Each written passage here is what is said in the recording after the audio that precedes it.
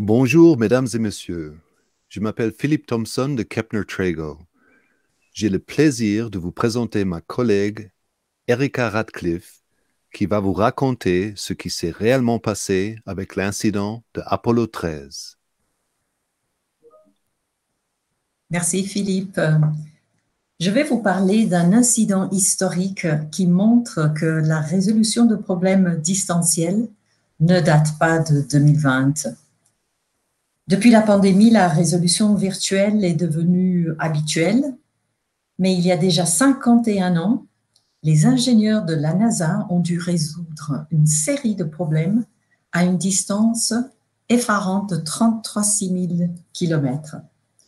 Nous sommes ici le 11 avril 1970. Vous voyez la navette Apollo 13 qui consiste de 3 modules. Le module de pilotage, c'est l'habitacle où se trouvent les 3 hommes. Tout de suite derrière, il y a le module de service avec les réserves d'oxygène, l'eau, les batteries. En fait, tous les systèmes de préservation de la vie. Et à l'arrière, le module lunaire, prévu pour explorer la Lune, conçu pour héberger 2 personnes pendant 2 jours. Il faut savoir que le module de pilotage qui commande la navette possède 2 hayots.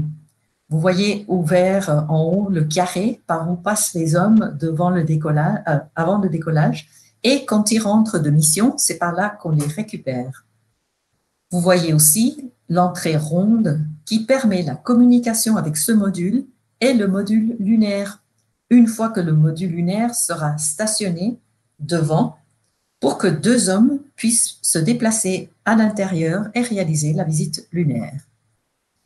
Voici le module lunaire déjà installé à l'avant du module de commande. Voici un détail du module de service. Vous voyez les réservoirs d'oxygène, d'eau, les batteries. Tout se passait comme prévu. Il était déjà la 3e journée, le 14 avril, et l'équipe de cosmonautes venait de passer à une émission télé. Et juste avant d'aller se coucher, ils devaient faire les dernières manœuvres protocolaires pour préparer tous les systèmes, le système d'oxygène, en vue de la visite lunaire le lendemain. Et c'est à ce moment-là que le désastre a eu lieu. Vous voyez ici comment un composant défectueux a été installé dans le module de service, et au moment où l'oxygène liquide devait être agité, un court-circuit a provoqué une explosion et les cosmonautes ne comprenaient pas ce qu'il se passait. Ils ont observé plusieurs irrégularités au niveau des systèmes de contrôle, et une fois qu'ils ont compris qu'il y avait eu une forte explosion, et prononcé la célèbre phrase « OK, Houston, we've had a problem here ». La vraie phrase n'est pas « Houston, we have a problem », mais « Houston, nous avons eu un problème ». Je vais appeler ça du langage codé et je vais vous dire pourquoi. Voilà le topo. Il y a eu une forte explosion. Les systèmes donnent des lectures néfastes puisqu'il y a une perte importante de puissance, de voltage. Le taux d'oxygène marque 0 pour le grand réservoir. Et pour le réservoir accompagnant, il y a 25% des réserves d'oxygène. C'est à ce moment-là que, dans l'espace et au sol, tout le monde commence à se rendre compte que l'oxygène, l'énergie et l'eau sont tout simplement insuffisants pour ramener les cosmonautes vivants. Depuis 1960, tous les ingénieurs de la NASA travaillant à Mission Control, donc les équipes au sol, ont été formés à la méthode de résolution Kepner-Trago, et ça par Mr. Kepner et Mr. Trago. On le sait, c'est nos 2 pères fondateurs, et c'est grâce à la NASA qu'ils ont dû démissionner de leur poste à la Rand Corporation en 1958 pour pouvoir satisfaire justement la demande de transfert de leur méthodologie que la NASA avait fait.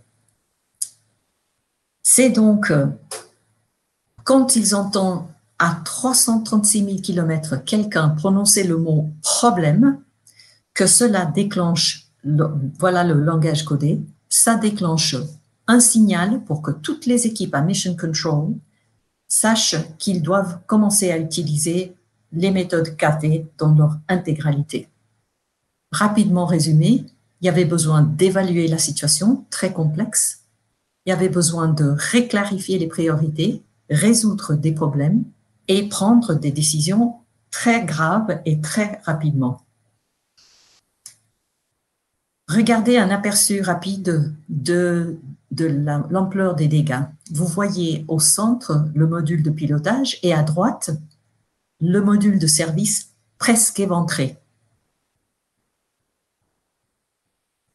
Que s'est-il passé?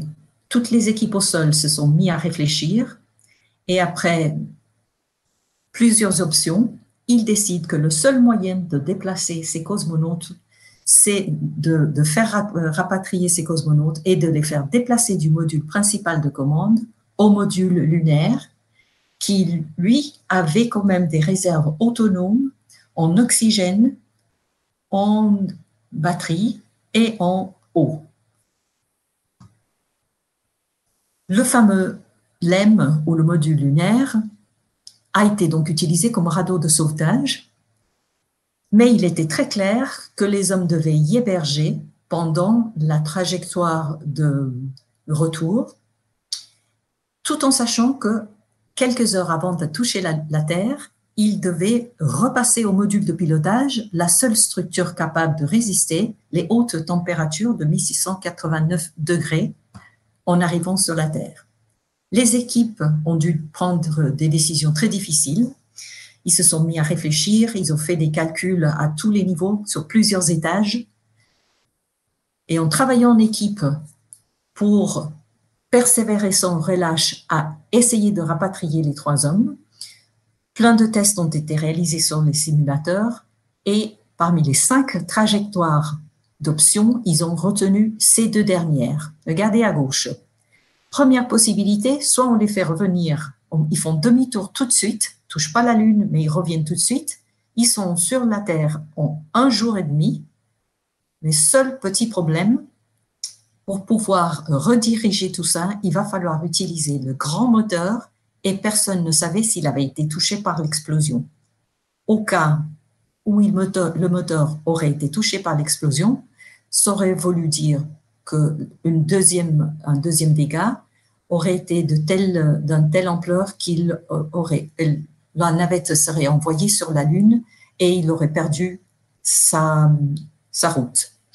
L'option de droite impliquait que les hommes devaient continuer sur la trajectoire initiale, faire le tour derrière la Lune et revenir sur la Terre à un meilleur angle. Et le risque là était qu'on ne savait pas très bien comment allait se passer la navigation. Mais bon, on réfléchirait à ça après. Qu'est-ce qui s'est passé?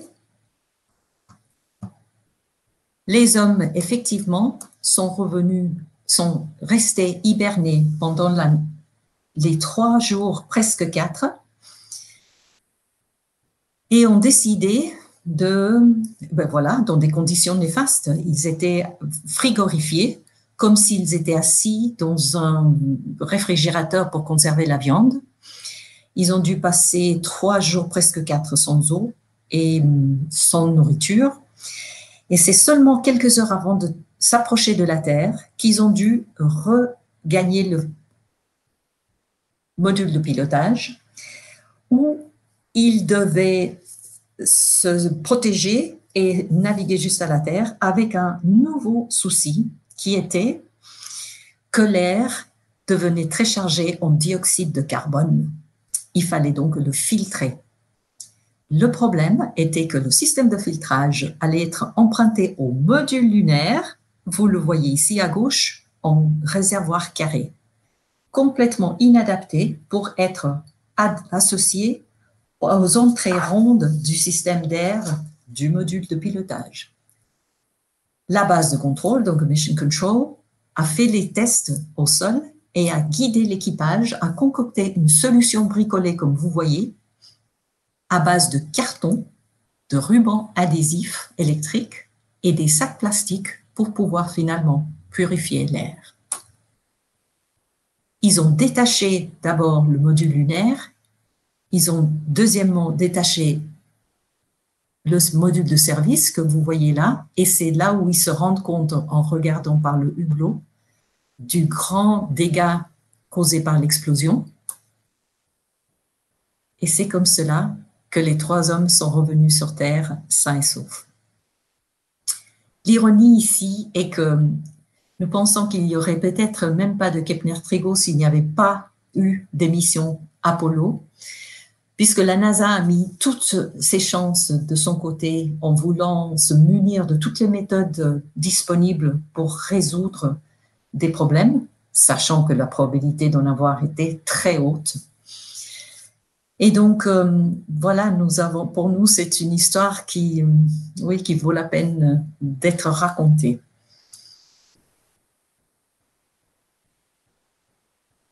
Je vais attendre des questions ou des remarques, si vous en avez.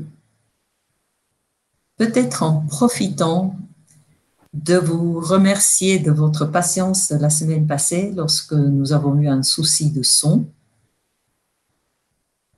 J'ai été ravie que vous soyez présents sur ce webinaire aujourd'hui.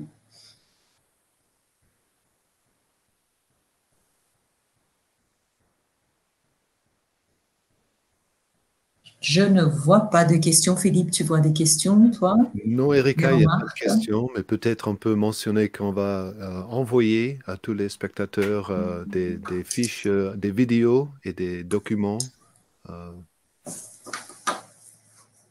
C'est un bon point. Merci pour ça.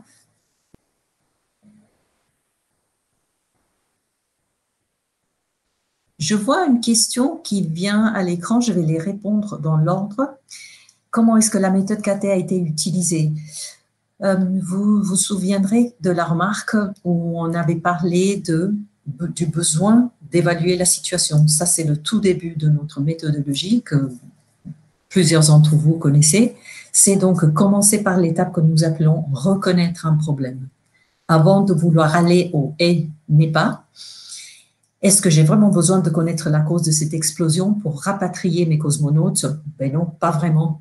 Ça, c'est bien d'avoir une idée, mais pendant qu'une certaine équipe technique s'occupe de trouver la cause, il y a toutes les autres équipes qui vont essayer de les faire revenir vivants. Ça, c'est toute la partie évaluation du problème, évaluation de la situation. Il y a aussi une réorientation des priorités, puisque la priorité « je vais à la Lune » devient complètement vétuste, et la nouvelle priorité est « comment est-ce qu'on récupère nos cosmonautes ?» Évidemment, inutile de vous dire que la méthodologie ENEPA a été utilisée, c'est ce qui nous a permis de trouver des semaines après la cause de l'explosion. Vous allez recevoir un lien qui vous permet un accès aux 277 pages du rapport officiel. Si vous avez la patience de d'y jeter un coup d'œil, tout est tellement décrit dans le détail, c'est hallucinant, c'est vraiment épatant. Regardez quand même les vidéos que nous allons vous indiquer. C'est prenant, c'est poignant de voir le témoignage de ces 3 hommes, de voir les images en temps réel, la tête des équipes au sol quand ils entendent la fameuse phrase. C'était des moments assez tendus, mais c'est assez remarquable. Je n'ai malheureusement pas le temps de vous parler du « et du « n'est pas » dans ce cas précis. Vous le verrez dans le rapport de 277 pages. Et si ce sujet vous intéresse, on peut vous organiser, bien sûr, un bref webinaire pour vous expliquer comment la cause de ce court-circuit, quelle est la cause racine. Oui, merci pour vos questions. Est-ce que les cosmonautes ont aussi été formés à la méthode Kepler-Trego? Oui. J'imagine que jusqu'à un certain niveau, Philippe? Oui, absolument. Tous les ingénieurs, inclus les cosmonautes, s'étaient formés Kepler-Trego. Ça, je peux vous Pour qu'ils puissent confirmer. savoir le langage codé.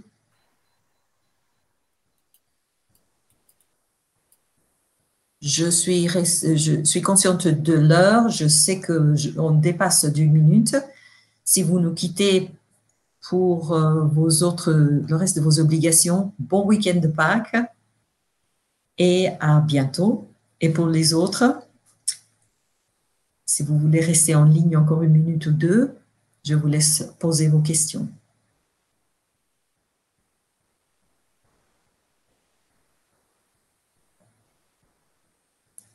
Je vous en prie.